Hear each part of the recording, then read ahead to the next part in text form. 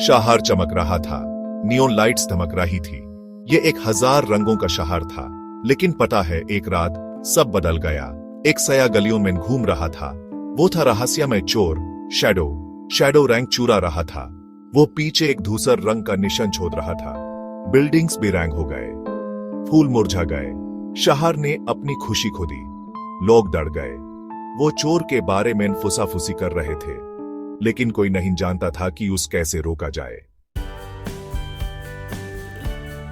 शहर के एक छोटे से कोने में एक युवा कलाकार रहती थी जिसका नाम एमी था। उस रंग बहुत पसंद थे। उसका स्टूडियो एक रेनबो जैसा था। एक रात एमी देर तक काम कर रही थी। वो अपनी मास्टरपीस बना रही थी। यह शहर की पेंटिंग थी। अचानक हवा ठंडी हो गई। एमी को अपने पीछे किसी की उपस्थिति महसूस हुई। वो पलटी। वहां शैडो खड़ा था। एमी डर गई थी, लेकिन वो बहादुर भी थी।